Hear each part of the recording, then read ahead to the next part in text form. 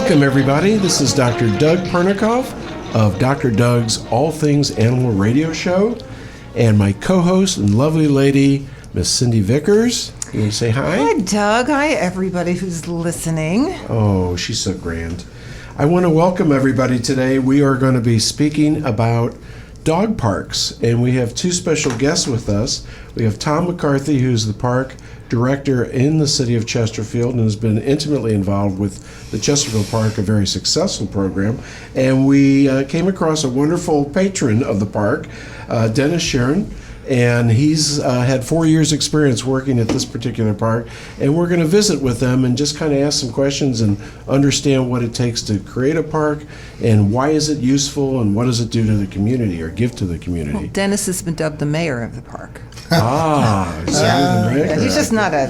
One time the sheriff, but I had to correct him. Well, I want to start with Tom and ask, since you had to be involved with the management of the park, the implementation of it, can you talk a little bit about how this park is different than other parks and what the basic process is for getting started? Okay, our park is, we're inside Eberwein Park, which is 18 acres. It's a neighborhood park at Clarkson and Baxter. And the dog park is 2 acres, and there's actually 2 sides to the dog park. We have under 20 pounds, which has an area about a half acre or a quarter of an acre, and the other 1.5 acres is for larger dogs. Ours is a membership park, so you have to be a resident of Chesterfield. You have to go to City Hall, show that your dog has all their vet checkups and shots and neutered and spayed, and then you pay a fee each year, and then you have free access to the dog park whenever it's open. Combination lock? There's a combination lock, top secret. Oh. And so that's sort of the gatekeeper, hopefully. So I think our park's pretty successful, and Dennis, I think, is a pretty happy user of the park, and we have a little over 600 registered users. Wow. So what's the busiest day of the week? Is it always a weekend, Dennis? Or? I would say Monday through Friday, the rush hour, 3 to 6. Seriously? Depending on the weather. Warmer weather, spring and summer. If it's too hot, people come late, right before dark. But there's probably a group that we tend to see about 100 to 150 regulars on a daily or 5 or 6 times a week. Yeah, I've been there a number of times. It's really a nice place. And what I noted was there isn't a lot of heavy sense of control or management from the city. I don't see city people kind of policing. So this is something, is pretty much policed by the patrons? Yeah, very autonomous. I think the city tends to come, Tom has done a really good job with the park, and Kurt Chambers, who runs the park, young man, he's done a tremendous job keeping it clean, and he gets along with everybody. He's, to a fault, trying to keep it so nicely maintained. But we maintain it. The regulars tend to self-police it, and we all get along real well. That's great. I have a question. Why do you go to the dog park? I go there for, I first initially started going because my knees were bad and my dog was getting older. So we went up there, and we didn't used to hike a lot more often when he was young. But now that I've been going up there after the first few months, we discovered it's really social. We call it like the cheap country club. You tend to, we probably, there's doctors, there's lawyers, there's nurses, there's... Tom, are we going to put a swimming pool in there for the patrons? Do you have Maybe we should raise the fees. We do have a pool. But it's a water pool for the dogs. Is it like a baby pool? Yeah. Well, it's a lot nicer than a baby pool. It's a stone waterfall feature with a pool that circulates through, and it has a little bit of chlorination in it. So, and that's in the large dog park. And then we also have a smaller waterfall feature for the little 20-pound less dogs to play in. So. Tom, is it expensive for the city to maintain such a park? Or? The $30 country club dog park fee does not cover the total cost. So it's expensive, but it's an amenity that has developed a sense of community for the people that use it, and it's different from the people that go to the sports complex and play baseball or softball or soccer, or the amphitheater or the swimming pool. So it's a whole different segment that brings people together. I tell you that years ago I lived in Clayton, and we had an unofficial dog park there at the time, and I don't know that I would have known anybody in my neighborhood had I not gone to the dog park. It's where I met everybody, and people are pretty regular, you know, when they go to work, because they're there with their dog before work and after work, and it was very, very friendly, you know. I think there's that commonality of just want my dog I really just want my dog to get tired so I can go home and watch a movie. So Dennis, do you see the groups kind of segmenting by friendships that are developing, and then do you guys socialize outside of the park hours? Yeah, we do. Most everyone up there, the regulars, and some people, you know, we try to greet them just because we're all friends up there. And most people, after a time or two of visit, become adjusted, kind of know what, you know, they're not intimidated or fearful of the dogs. But there's quite a group now. Our good friend Jerry Bernstein, he passed away a month ago with that ice storm. And he would go there 2 times he a was day. there twice. He was a big regular, and he was loved and missed by all. And so it's quite a group. Well, when we think about that, we don't really talk, and you're a trainer, Cindy, but the socialization between the animals, as well as the socialization between the patrons, is kind of interesting. What do you think about? I think that the kind of friendship that you make with the people is really one of the bigger perks. And I am mostly pro dog park, but when we talked about this, we said the good, the bad, and the ugly. And so I'd like to hear more about what you think the good is, and I will throw in my 2 cents about that. But I think that there are genuine concerns, and it has to do with behavior. And of the patron or the dog? Yes, of the patron, of my family when they go. No, when people don't have a good idea of how to manage their dog or how to assess their dog, if their dog is kind of a bully, and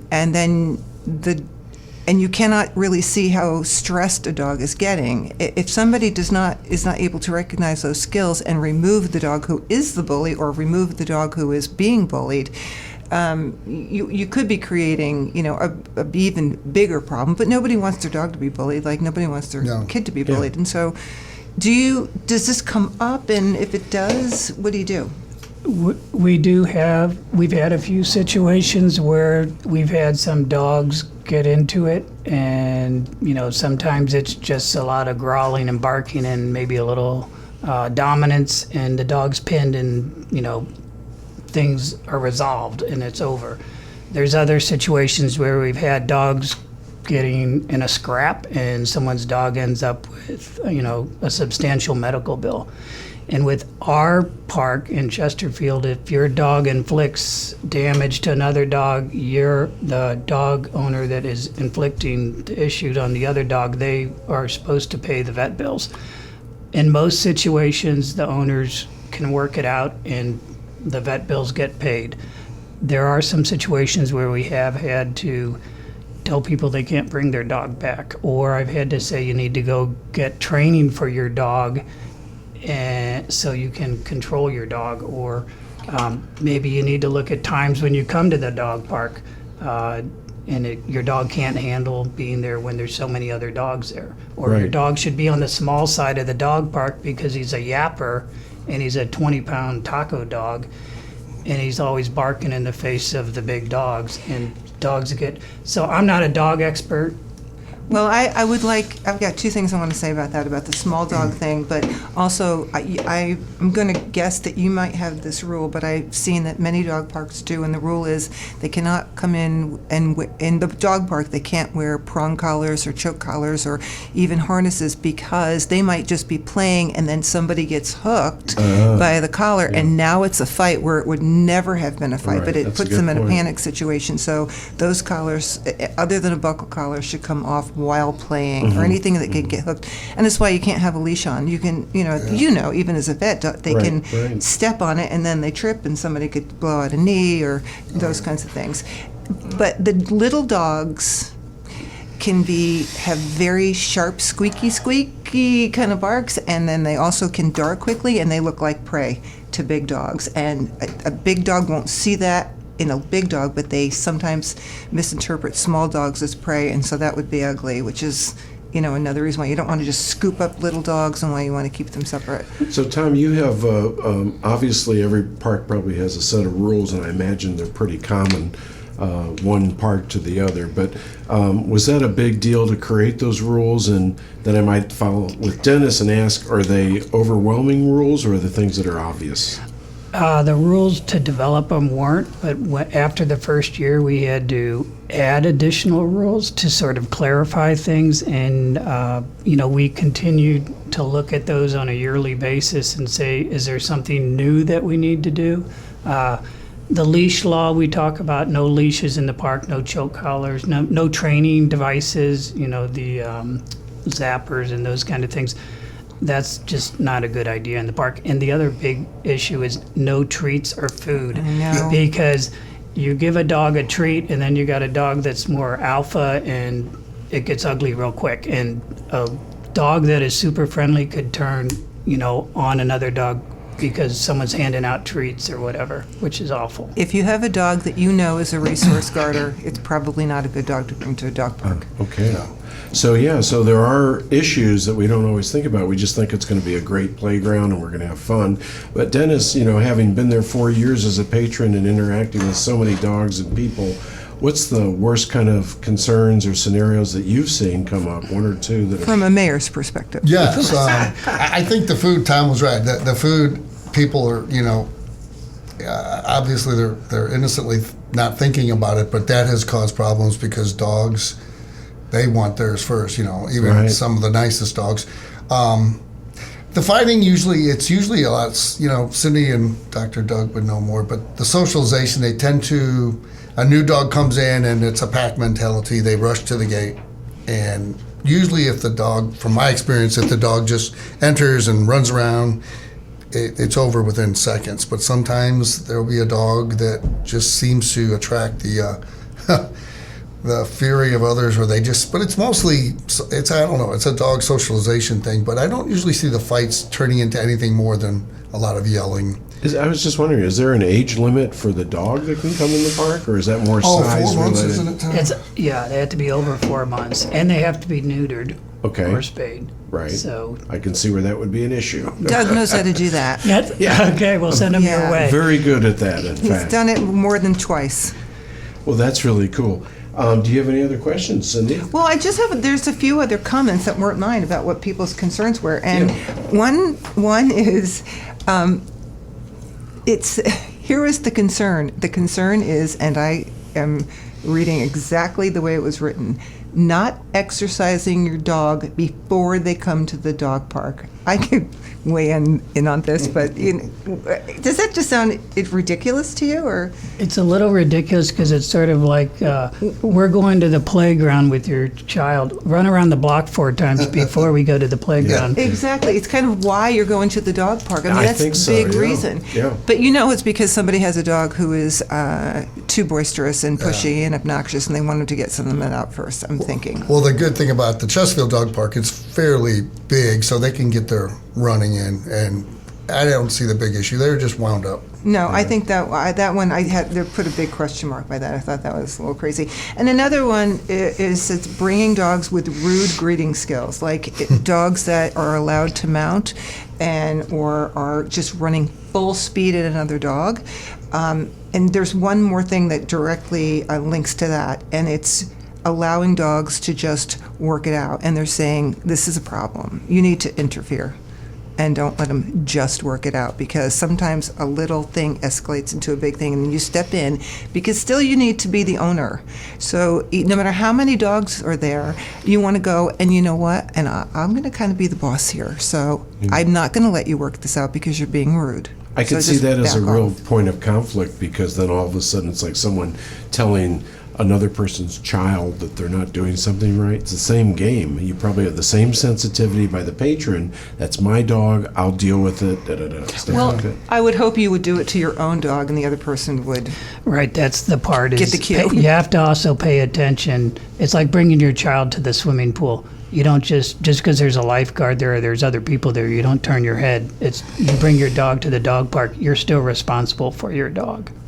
I really appreciate your visiting with us today. You guys have given us a great amount of good information. So if you're interested, join a dog park. If you don't have one in your area, talk to your park rec department and see what the process is to start it.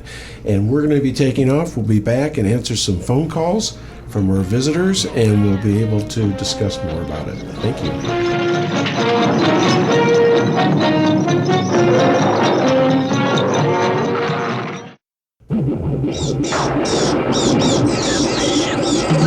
Scooby-Dooby-Doo, where are you? We got Welcome back. I'm Dr. Doug of All Things Animal, and my co-host Cindy Vickers. I'm here. And we have our guest from the first segment, and we're going to be speaking with both Tom and Dennis, along with some open phone line discussion. So let's go right to our first phone visitor. Hello, this is Dr. Doug. Who am I talking to? Hi, this is Patricia. How are you? Good, Patricia. How are you? Glad to have you with I'm us. doing great. Thanks. Thanks for having me. I appreciate it. Well, we've got some special guests here that can help us with any questions you have regarding your dog park situation. Go ahead. Okay, well, I do have a little small dog. He's around 3 years old. He's like a Chihuahua, a little Min Pin mix. And he's sociable, but he's kind of scared around other dogs whenever we go to the dog parks. I was wanting to know how I can introduce him so he can have a good time. Dennis, you want to approach that? Dennis is our great patron at the Chesterfield Dog Park, and so he has probably seen this scenario before. Well, cool. yeah. What I've noticed about the big dogs and small dogs is that usually they're a little timid when they come in. Some aren't, but most are. And then after, and the good thing about the Chesterfield Dog Park is they have the small dog side and the big dog side, 20 pounds or less. Okay. And cool. And a lot of the little dog people tend to get on Facebook and come up in groups, so they have their friends, and your dog will become accustomed to his own friends and the people. So I think you'd That's a really good idea. I think you'd be comfortable with bringing him up on the little dog side. And I imagine most of the other dog parks have similar setups. Is that true? Or? I'm not sure. I think that most of them do, but I would strongly recommend that you only go to a dog park that has a small dog area, because they can unintentionally get a leg broken just by the nature of play, and a 100-pound dog versus a 6-pound dog. So that sounds That's a very great. good point. So, Patricia, what I would suggest, we'll talk about this again and again, but check with your veterinarian and check with your park that you're going to make sure you understand what the requirements are, and that way you'll get there and have a great experience. And one other thing, Awesome. has your dog in other situations, whether it be class or with friends, after a little warm-up time, does your dog generally adjust? Yeah, he usually adjusts. It's just at first, just the first coming up, he's just kind of timid at first, but he'll warm up eventually. I'm not quite sure what his situation was before when I rescued him, but he definitely comes around. It just takes a little bit of time. Yeah, don't push and be your dog's advocate. If there is a dog that is sniffing too long and your dog truly looks uncomfortable, just push the other dog away till your dog has a little bit of time. And I'm wondering, wouldn't it be a good idea for Patricia to maybe walk around on a lead with her dog and let her introduce to other dogs and then kind of free it up, or no? Maybe outside of the park. There are a lot of parks have issues about not having a leash on a dog when they're in the park. So sometimes you can walk around the perimeter and still get an idea of what's going on inside. Tom, you want to comment? Yeah, in the Chesterfield Dog Park, you first of all have to be a member. Your dog has to have it shot, neutered, or spayed. So that solves some of the issues right off the bat. And then I would also look at bringing your small dog to the dog park if it has some issues in a time that it's not so busy. So there may be no dogs there in the small dog side, or there may be one or two. And do a slow transition. Don't come in Saturday Right. morning at 10 o'clock when there potentially could be 75 to 100 dogs. Wow. Right. Awesome. Thank you very, very I really much. appreciate your guys' help. Okay, Yeah, we'll hope to see you at the you're park welcome. one day. Let's see who we have on line 2. Looks like Mary. Mary, can I help you?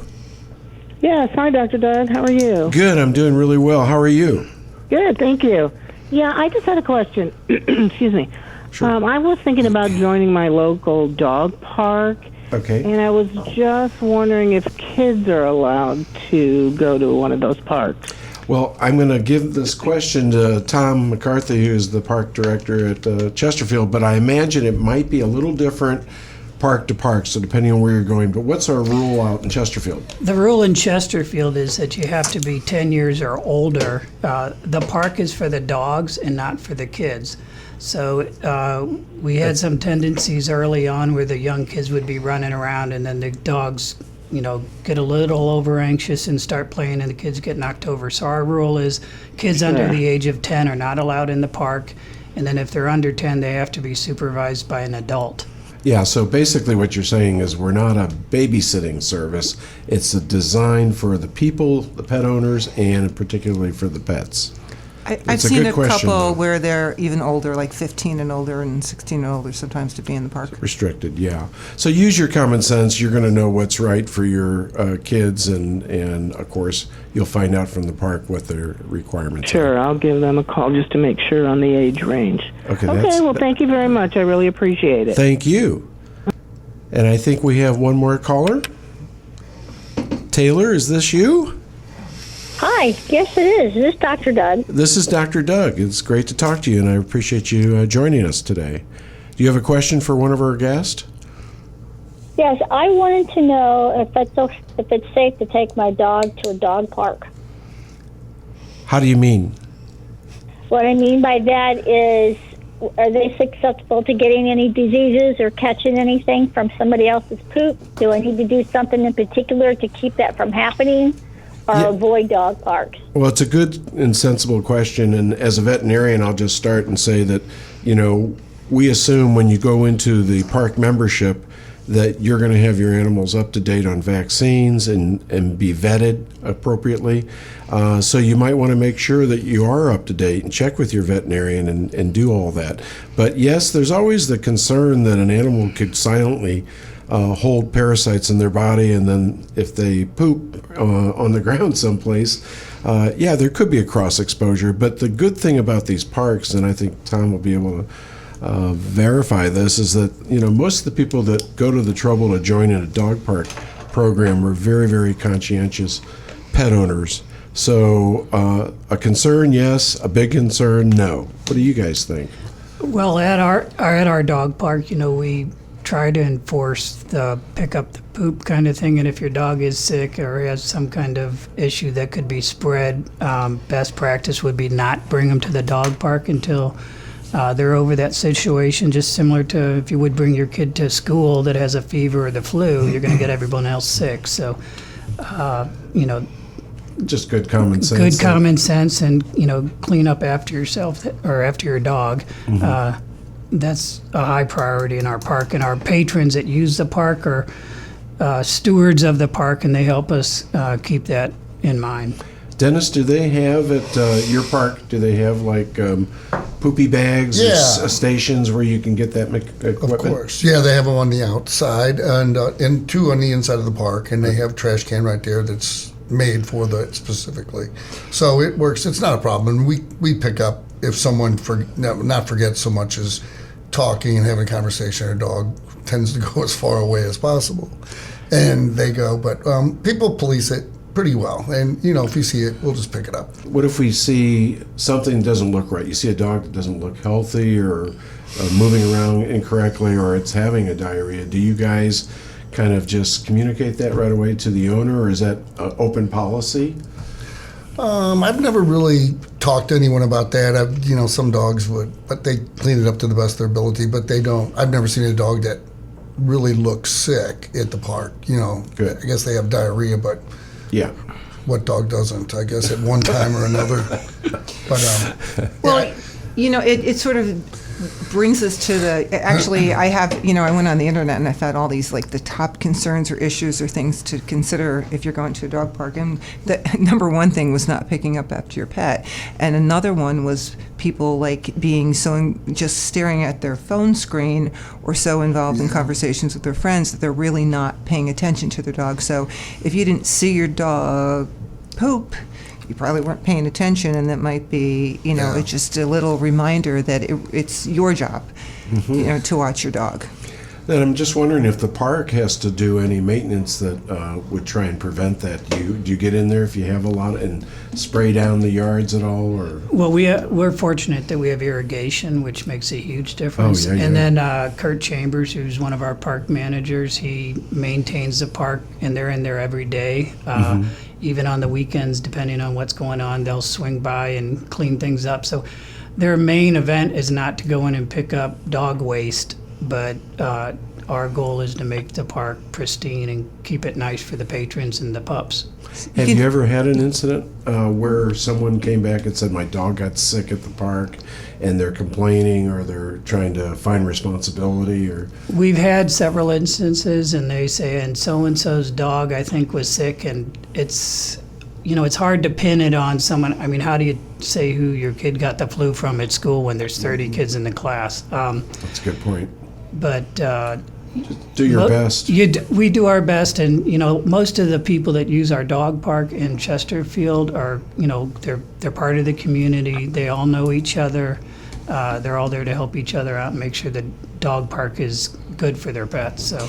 Well, you don't have to go to the dog park either. I mean, there's nobody says you have to go to the dog park, so it's really your choice. But if you walk your dog, you have the same considerations. I mean, other people walk in the place that you walk your dog. Other dogs walk maybe on the route that you walk your dog. So all of these things could come up just in a daily walk. And, everybody's sort of in agreement, be a good citizen and Yes. pick up, and sometimes it's not a perfect Yeah, I think that world. makes sense. It always comes down to that, your responsibility as a pet owner.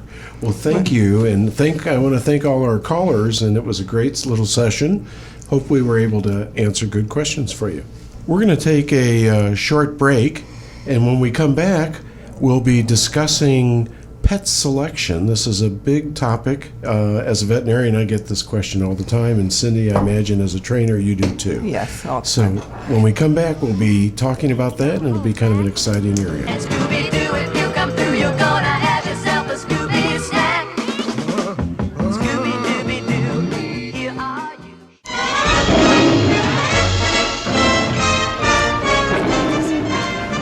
Welcome back. I'm so happy. This is Dr. Doug Pernikoff of Dr. Doug's All Things Animal, the Clarkson Wilson Veterinary Clinic, and my co-host, my lovely co-host, and very bright co-host, Cindy Vickers. Thank you so much. Okay, send me the money and for that. Show me the money. Okay. We are going into a segment now. We're going to talk about a very interesting topic. I get this question all the time in the veterinary clinic, and I imagine Cindy does as well as a trainer in the field. But how do we best select a pet for our family or our family situation? Well, Cindy, as a trainer, do you get that question a lot? I do, and I was going to say you go first, but I have, of course, as always, I have quite a bit to say on this topic. But the first thing that I always say is just go with your heart. Pick the dog that you just absolutely fall in love with, because I think if you do that, you're more likely to work through the things that you need to work through, and I'm a little more... hang in there. Yeah, I think I'm a little more technical, and because I want people to think about, what are we looking for? How old are my kids? What's the space like I have for them? So I want them to really do their due diligence. I think that that's going to prevent, if you're getting a rescue dog versus buying a dog at a pet shop or through a breeder, it's really important for me that people think it out. And the one thing I always tell my families, if you're going to go shopping for a pet, don't take the kids, because the first animal you see is probably the one you're going to end up with. Well, I don't think you should ever buy a pet for your children if you have young children, like under 12 even. Maybe it depends on the child, but like under 10, under 12, because they really are not the ones that care for the pet. It's really mom usually. That's true, but your kids have been calling me a lot, complaining they never got to have a pet when they were young. So. Oh, yeah. Yeah. I totally agree with you, actually. Yeah. Okay, that's the first. Somebody write that down. That we agree? Yeah, I think you need to choose a dog or a cat that's going to suit who you are and your lifestyle. I told you the first one is go with the love of your life, and that's the one you're going to pick anyway, Right, by the way. right. But you don't, if you're not somebody who, Lori Kearns from Petropolis, I think, made a great observation, and she said, if you're choosing a dog, pick one that matches your energy level. That's a good point. That's a good point. And also your time schedule. Because a lot of times people find, and they impulsively buy a pet, whether it's a dog or cat or reptile, whatever, and then they get them home and they forgot about the obligation to be a pet owner. And that's a big part of this is, what does it take to be a responsible pet owner? Well, we've got one of our guests here, Dennis. You're a pet owner. You have a number of dogs. I mean, do you think about that when you're looking at, what are the expenses every year for veterinary care? You got a food bill, you got time, you got to give these guys activity. How do you think through it? He didn't. Yeah, I guess I did. I've always had golden retrievers, but I do like Cindy's idea that, match a dog with your energy level, because you certainly don't want to get a sport dog, a Labrador or something, and not be able to run them, because they will go crazy, and they need that they need that exertion. But I also like that. Go with the one that you fall in love with too, because problem is dogs I fall in love too easily. Yeah, that's it. In both parts of my world.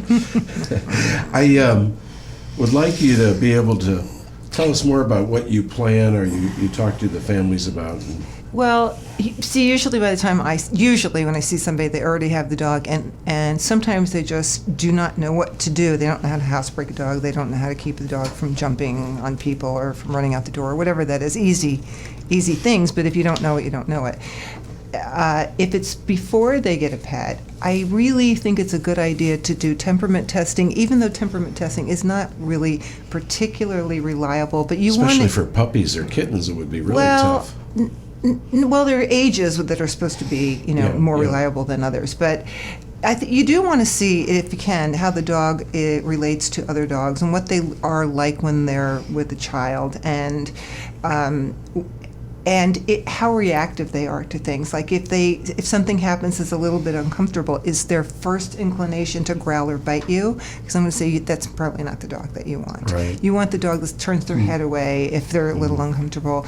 And I think hair is a big deal too. I hear more people who get upset and get rid of their pets because they cannot deal with the dog hair. And I think you need to get a handle on that and know what you can stand and not. And I think long-haired dogs it's easier than the short-haired ones. Sometimes, yeah. And I think it's really important to tell people that they should sit down with their veterinarian, or if they know a trainer, or talk to as many people, get online on a blog, whatever you want to do, and discuss your plans and what you think is best for your family, and get some input from people that have been around the field for a long time. I think that's a really and good I think purebred dogs are perfectly wonderful, and if that's what you want, that's great. I mean, I've rescued quite a few dogs, and I love that also, but whatever you want. But if it is a purebred, often there are health problems that are associated specifically with that breed, and you should talk to the breeder and your vet to really know this happens often in this breed. Right. Whether it's something with their eyes or their heart or whatever it might be. And I don't like to partition and label dogs just like you don't label people. This breed is a bad breed. I just don't believe that. I think it really is individual by individual, but certainly there are breeds that either have been bred a specific way to be a little more aggressive or a little more hyper if they're a working breed. So that's really important. I think that's where your veterinarian and pet people can really help guide you a lot. So, Tom, you have a pet.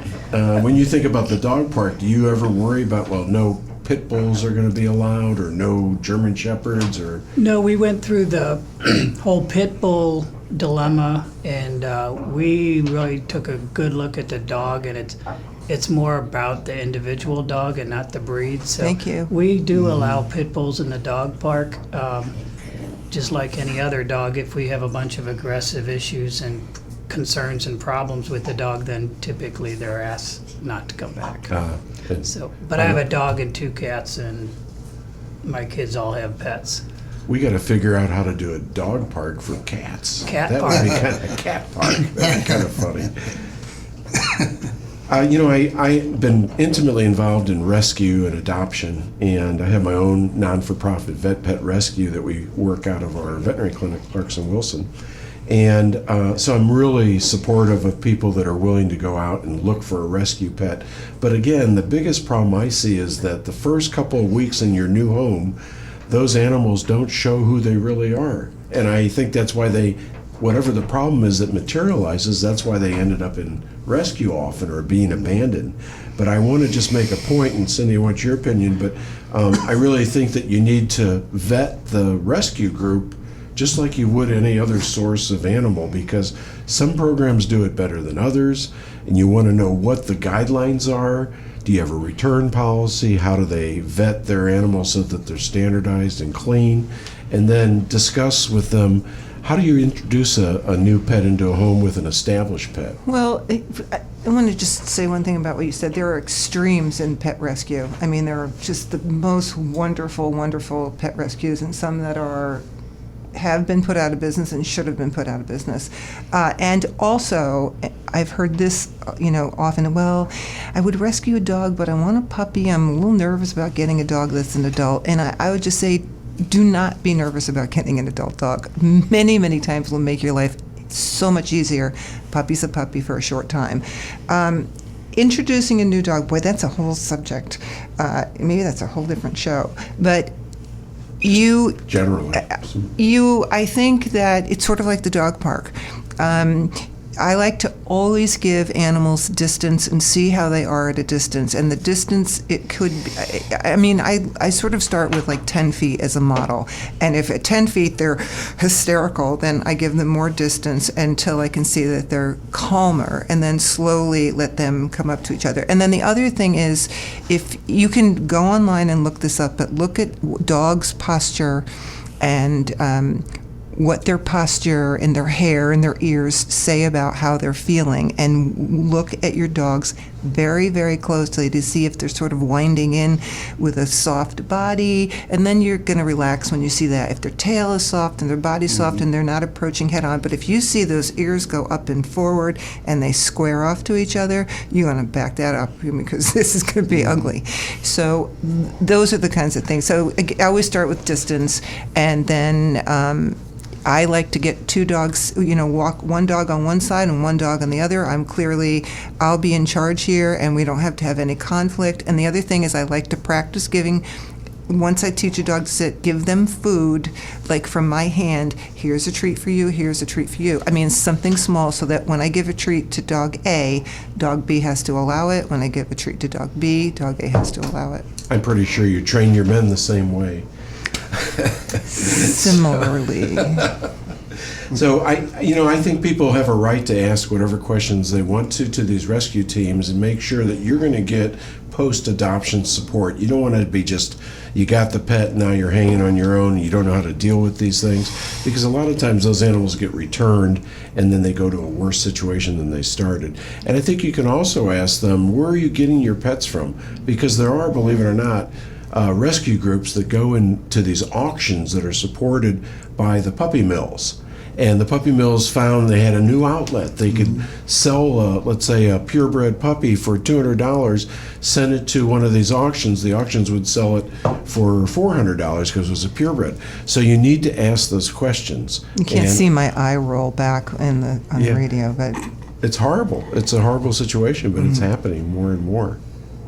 Well, and then you have people who are saying, I know, that's horrible, I don't want to support a puppy mill, but now I'm worried about that dog and I still want to take care of it. So it's a sticky situation. Really sticky.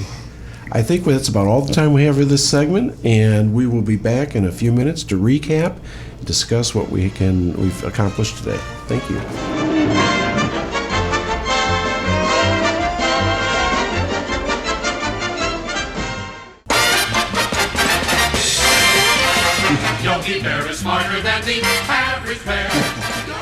Once more, I want to thank you for returning and joining us here with Dr. Doug's All Things Animal. I'm Dr. Doug Pernikoff, my co-host Cindy Vickers, and in recapping a wonderful show, I wanted to thank our special guests, Tom McCarthy and Dennis Shern, both associated, and one as a patron and one as a manager of the Chesterfield Dog Park. And there are many, many good parks around the city, but this one that has a really nice program if you want to explore the opportunity of visiting parks with your dog, go out and take a look.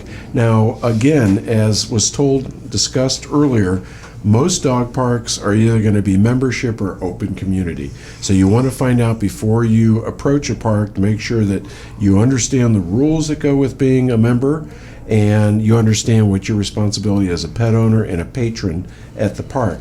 This is the best way to keep bad things from happening, dogs getting into fights, people getting into fights, and just enjoy the park. The park is about the dogs, it's for the dogs.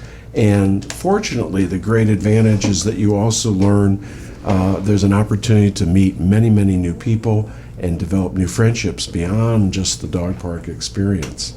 And our second section had to do with pet selection. And here I think the best point to make is that you have to practice due diligence. You can't be impulsive. You got to sit down as a family first, think about what's going to be best for your pet, for your household in a pet form. And then secondarily, talk to people that have had a lot of pets, talk to your veterinarian, and make sure you understand the real responsibility, the cost of managing a pet throughout its lifetime. And now I want to invite Cindy to tell us, give us an update on any events that are relevant to this time period. Well, I found some things I thought were really, maybe they're things I just think are fun, but I do think these sound fun. So on the 11th and 12th, Purina Farms, there's the Gateway Australian Shepherd Club is doing a chill chaser. So there's some kind of a race out there with dogs, and cool. I'm going to say anything that happens at Purina Farms, I would go to their website and just get more detailed information. But I thought that sounded fun. And they also have another really cool thing, and this goes on every week. The upcoming ones are the 14th, the 21st, and 28th of February, and it is a winter practice. So you can go to either practice agility or practice obedience, rally, or confirmation. There's no formal class. You just go in. It costs $10. You sign up in the area or as many areas that you want to go to, and then the proceeds go to local animal welfare groups. So it's a great place to practice, and you need places to practice those things. St. Louis Pet Rescue is going to be at Petco and PetSmart, the Petco in Gravois Bluffs, the PetSmart in Sunset Hills. You could go to the AKC Museum of the Dog, or you could go to the Wolf Sanctuary and you could actually adopt a wolf. Are those weekend events? Yes. Okay. So this is all for the upcoming weekend. And last but definitely not least, the World Bird Sanctuary. They have owl prowls, they have keeper chats, they've got a gala that's actually February 11th. So, you have to get right on that. But Thank you so much. Well, next week's show topic is going to be about special pet services. So there are people that don't like their dogs or cats going to a boarding facility. They don't even like to take them out for grooming, sometimes not even for veterinary care. So there are a lot of programs around St. Louis that help support veterinary care programs, whether they come in your home and they stay at your home or they come and visit your pet. They take your pet out on a day kind of a day event. And we just want to discuss some of those great opportunities. St. Louis is a very strong pet ownership community. We have a lot of support groups, a lot of activities, and I think we'll learn more and more about them as our show develops over the months to come. So I just want to thank everybody. This is Dr. Doug Pernikoff from Dr. Doug's All Things Animal and Cindy Vickers. bye-bye, everybody. And we are all from the Clarkson Wilson Veterinary Clinic in Chesterfield, Missouri. If you have questions, you can come and join us at www.clarksonwilsonvet.com or give us a call at 636-530-1808. Thanks again for joining us.